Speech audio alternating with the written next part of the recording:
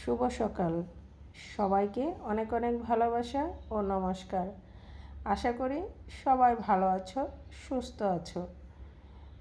আমি নূপুর সাহা কল্যাণপুর ঢাকা থেকে বলতেছি। আমি এখন রান্না করব রূপচাঁদা মাছ, সমুদ্রের রূপচাঁদা মাছ। এই রূপচাঁদা মাছটা আমি এখন হলুদ মরিচ আর লবণ দিয়ে ভালো করে মেখে নিচ্ছি। চুলায় প্যান বসিয়ে দিয়েছি, প্যানটা ভালো করে গরম করে নিয়েছি। দেখতেই পাচ্ছ বন্ধুরা, প্যান থেকে ধোঁয়া উঠতেছে, কারণ রূপচাঁদা মাছটা ফ্রাই করতে গেলে প্যানটা ভালো করে গরম করে নিতে হবে। কারণ এই মাছটা চুলায় দেওয়ার পর দেখা যায় ভেঙে যায়। প্যানটা যদি ভালো গরম হয় তাহলে আর ভাঙবে না।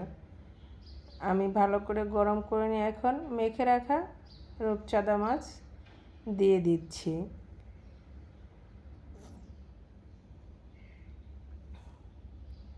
আমি মাছটাকে একটু কড়া করে ফ্রাই করে নেব। সাথেই থাকো, দেখতেই থাকো আমি রূপচাঁদা মাছ দিয়ে কি রান্না করব।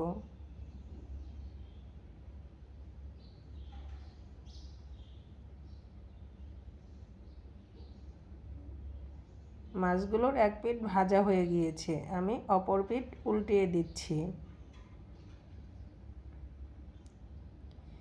এই সমুদ্রের রূপচাঁদা মাছ খেতে খুবই মজাদার, আমার খুব পছন্দের একটা মাছ। আর সমুদ্রের মাছ আমাদের স্বাস্থ্যের জন্য খুবই ভালো, কারণ সমুদ্রের মাছে প্রচুর পরিমাণ আয়োডিন আছে।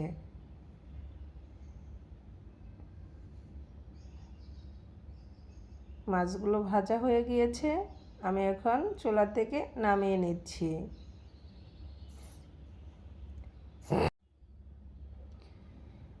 আমি সবগুলো রূপচাঁদা মাছই এমন করে ভেজে নেব।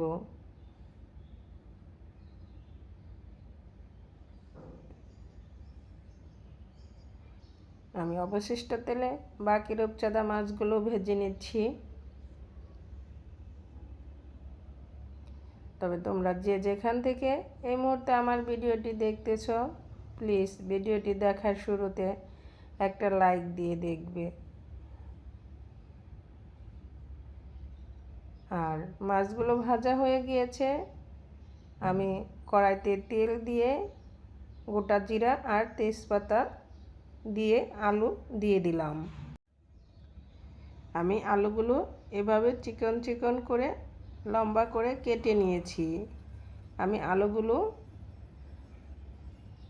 ভেজে নিয়ে পরে কেটে রাখা বেগুনগুলো আর কাঁচামরিচ দিয়ে দিলাম। এখন আলু বেগুন একসাথে আরও কিছুটা সময় ভালো করে ভেজে নেব।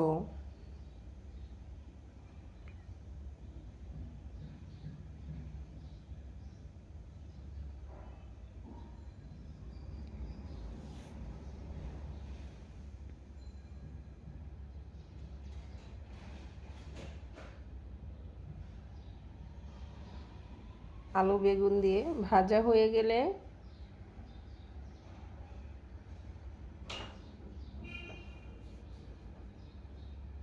দিয়ে দিব স্বাদমতো লবণ।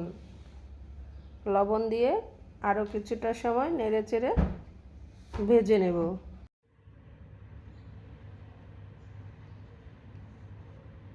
এভাবে আলু বেগুন একসাথে ভেজে নেব বেশ কিছুটা সময়। আলু বেগুন ভাজা হয়ে গেলে পরে দিয়ে দেব হলুদ গুঁড়া,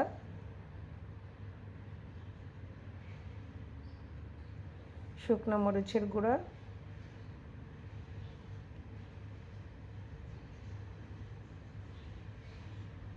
দিয়ে দিলাম হলুদ গুঁড়া, শুকনো মরিচের গুঁড়া,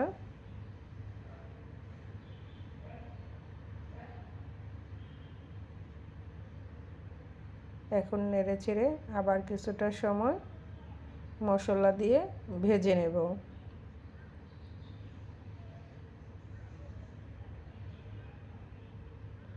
আলু বেগুন দিয়ে রূপচাঁদা মাছের ঝোল খেতে খুবই মজাদার। দিয়ে দিলাম পরিমাণ মতো জল।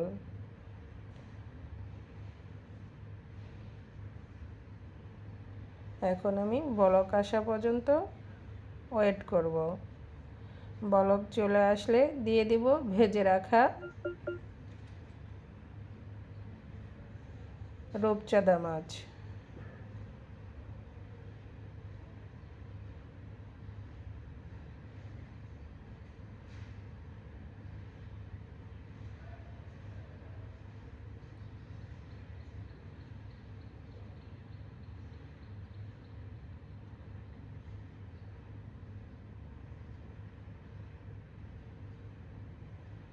তরকারিতে বলক চলে আসছে, আমি এখন দিয়ে দিব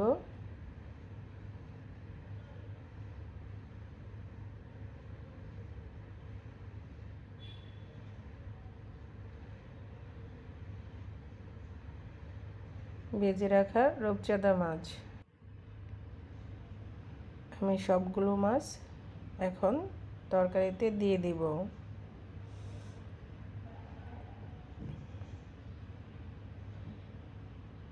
যদি আমার রেসিপিটা তোমাদের ভালো লাগে, লাইক কমেন্ট শেয়ার করে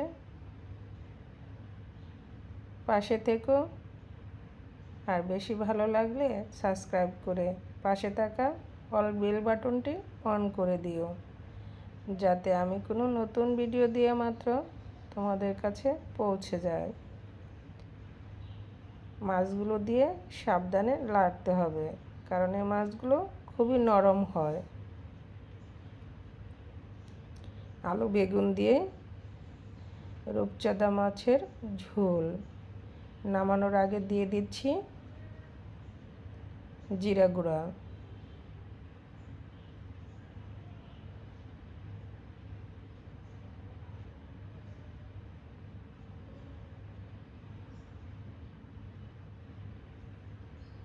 তরকারিটা প্রায় হয়ে আসছে।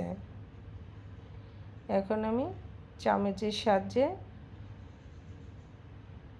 কয়েকটা আলু এভাবে ভেঙে দেব। এভাবে আলুটা ভেঙে দিলে তরকারিটা একটু গাঢ় হবে এবং ঝোলটাও খেতে খুবই টেস্টি হয়। যদি ভালো লাগে তোমরা আমার মতো এভাবে আলুটা ভেঙে দিতে পারো। আর রেসিপিটা ভালো লাগলে অন্তত বাসায় একবার ট্রাই করে দেখো। এই কম মশলাতে রূপচাঁদা মাছ আলু বেগুনের ঝোল খেতে কতটা সুস্বাদু লাগে।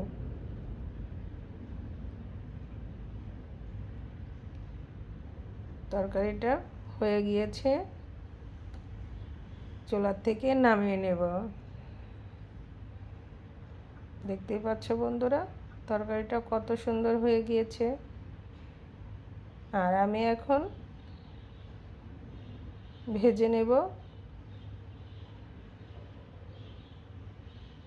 এখানে মাছ, হলুদ, মরিচ আর রসুন সাথে কাঁচামরিচ শিলপাটায় বেটে নিয়ে মাছগুলোর সাথে ভালো করে মেখে নিচ্ছি।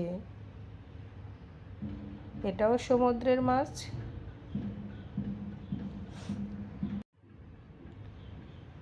আমি মাছের দুই পাশে এভাবে কেটে দিয়েছি যাতে মশলাগুলো ভিতরে ঢুকে। চুলায় একটা প্যান বসিয়ে তার উপর কলা পাতা দিয়ে সর্ষের তেল দিয়ে কলা পাতার উপরে আমি মাছগুলোর সাথেও তেল দিয়ে মেখে নিয়েছি। এখন ঢাকনা দিয়ে ঢেকে বেশ কিছুটা সময় লো মিডিয়াম আঁচে রান্না করে নিচ্ছি। দেখতেই পাচ্ছ মাছ থেকে একটু জল উঠেছে। আমি অপর পাশটাও উল্টিয়ে দিলাম। এক পাশ ভাজার পরে অপর পাশ উল্টিয়ে দিলাম। কলা পাতার রেসিপি আমার আগেও দেওয়া আছে, আজকেও তাই তোমাদের সাথে একটু শেয়ার করলাম। কলা পাতার মাছ ভাজিটা খেতে খুবই ভালো লাগে এবং অন্যরকম একটা সুস্বাদু। সবাই ভালো থেকো, সুস্থ থেকো।